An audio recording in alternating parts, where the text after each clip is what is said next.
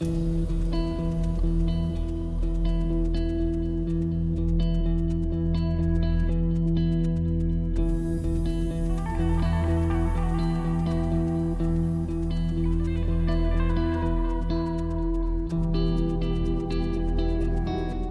student, I am Dr. Madhumita, Assistant Professor in CAC Department at MRIIRS. Welcome to the session of Deep Learning. In the previous revolution era, we are just concerning about how to extend the human muscular power. But in this era, we are concerning about how to extend the human mental power, that is called as your cognitive ability. In nowadays, the computers are more concerned about how to reduce the human labor, and they are also concerned about how to reduce the human mental labor also. But the question is that how it is possible, how we can reduce the human mental labor also. In few years back, in 2016, Google has developed one player that is known as your AlphaGo, who beat or who defeated the AlphaGo world champion. But the concept is how it can be possible, how it succeed to defeat a person or world champion in the Go player. The answer is very much simple. It is because of learning. What do you mean by learning and how it is possible? In its first stage, Google AlphaGo was learned how to play the Go game. In its second stage, it learned by watching various kind of moves. It is around 10 millions of moves which were collected from various geniuses in Go play. In its third stage, it learned by playing against itself the Go play. So all these kind of learning makes a device much more successful to defeat a human being in a world champion. So who provide the learning to those systems? The word is machine learning. Machine learning is always concerned about how to provide knowledge to the system so that that system can be behave like an intelligent human being. But is it possible to provide knowledge to a system more easily? No, it is a very difficult task, or you can say that it is a very challenging task. Suppose we get the success to provide each and every knowledge to a system or to a device, right? But what is the how we can believe that after some while, when the system is doing some kind of task, and if it faces some new kind of situation, how can it can solve those problems? Because those solutions are not there in its dictionary, because we have not provided them, we have not give them knowledge about those situations. Those situations can be arise suddenly. So machine learning will think about how to make the system think and learn like ourselves. So it train the system so that the system can learn by themselves. How it is possible? The system can learn from their past experience, past examples, from their samples or from their data. But they are much more capable enough so that they can think like a human being, they can learn like a human being, they can plan like a human being, and they can make decision like a human being. So these kind of tasks are provided by machine learning only. And the word deep learning is a very good example in this field. Deep learning you can say that deep learning is a kind of intelligent machine learning technique which is inspired by the human brain structure. It can be think or act like a human brain.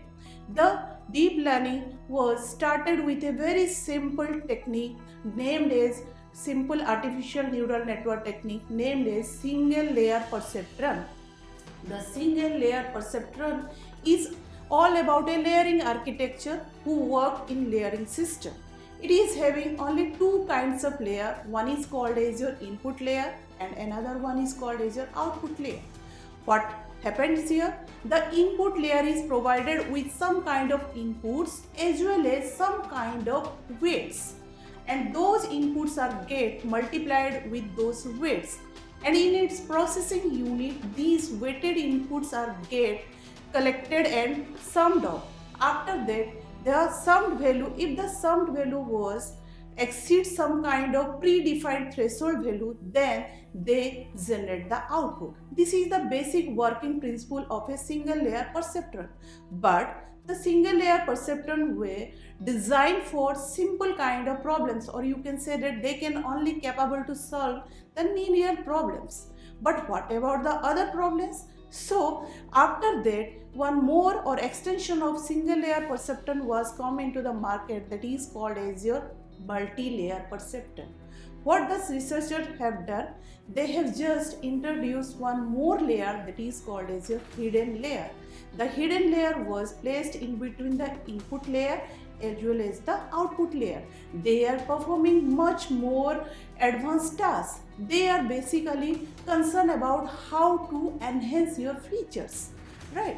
But what are the various problems faced by the multi-layer perceptron? They are not sufficient to handle more complex system, or they cannot able to resolve the automation system, because automation systems are very much complex.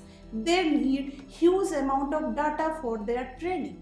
So in the last era or last generation of the deep learning, we have generated a new kind of artificial neural network, that is called as a deep neural network. Deep neural network, the word deep is deeper. You have to train them very deeply. You made them much more intelligent so that they can take their own decision like us. In deep neural network, the number of hidden networks are very huge. They can be 100 to 1000 hidden layers are there. One hidden layer provides some kind of task. Each and every hidden layer has some different kind of task, and the first hidden layer will get success to provide better feature generation, and it provides these features to its next hidden layer. Again, the next hidden layer is much more better than its previous hidden layer and provides its output to its next hidden layer. Like that, they are performing good, and they are performing very better way, in a good way, in a better way, and they are generating very good representations of your task. These make the deep neural network much more efficient than other machine learning techniques. Now comes to how deep neural networks are different from other machine learning techniques, because other machine learning techniques are more domain specific. However, deep neural network was designed as a general way so that it can be applied to various kind of applications. What are the other advantages of deep neural network? Deep neural network are much more capable of and have the potential to train the big data or a huge amount of data. They can solve very complex computation tasks within few milliseconds because they are running over the GPU processing unit, and they need not require any experts for their feature selection because they have inbuilt feature selection technique, and all these features make the deep neural network much more famous nowadays. Nowadays, each and every businessman or each and every institute and each and every areas are adopting the concept of deep neural network for their products, for their performance enhancement, for their business purpose. So if you see around yourself, you can see deep neural network or deep learning is everywhere nowadays. Now comes to the various application areas of deep neural network or deep learning. There are many application areas where you can apply the deep learning techniques. First come the chatbots. They are made up of deep neural network or deep learning. Your robotics. You can apply in agriculture fields. You can apply in automations. You can do some kind of task like you can monitoring your weather report. You can generate your earthquake predictions. You can use in banking system. You can use in finance. You can use in healthcare system is a very good area where deep learning is nowadays applying they are applying deep learning for their product enhancement. You can go take that your social sites, social media, they are also adopting the technique of deep neural network. There are various application areas. Now comes to what are the various renowned companies who had already applied their deep neural network into their products. The first one is Tesla's automation car, or you can say that Tesla's self-driven car. It was made up of deep learning. Now they are planning to design an autopilot also. Google's AlphaGo player, Google's speech to text translation, Google language translations. These are all made up of deep learning. You can take the case of Twitter. They are using deep learning for their you can say that sentiment analysis. The Facebook, they are using deep learning for their image detection, image captioning. For this purpose, they are using your deep learning. Your healthcare system, they are using deep learning for the disease detection. You can say that your meteorology department, they are using deep learning for prediction of natural disasters. Your space research centers like NASA and ISRO, they are also using deep learning for monitoring the surface of your space. So deep learning is everywhere, and very, you can say that from a startup company to a very renowned company, nowadays they are using or they are adopting the concept of deep learning for their enhancement, for their business enhancement, for their product enhancement. Now comes to the what is the market value of deep learning. According to a survey by the US people, by the end of 2020, deep learning will cover 70% of the market. Or you can say that nowadays 2 to 3 millions of jobs are opening in the field of deep learning. So it is a very good area to choose your career in deep learning also. What are the various kind of job aspects are there in deep learning? You can choose a job like you can become a deep learning engineer or developer. You can go for a research analyst. You can do your job in terms of your data analyst, business analyst. You can go for a instructor. You can become an instructor. You can go for a research fellow also. These are the various kind of jobs are there which you can opt through your deep learning. Now comes to what are the various courses. There are various courses are there who you can opt those courses also. You can do your BTech in deep learning. You can do your MTech, go for the PhD higher studies like PhD, postdoc, go for the research fellowships in deep learning also.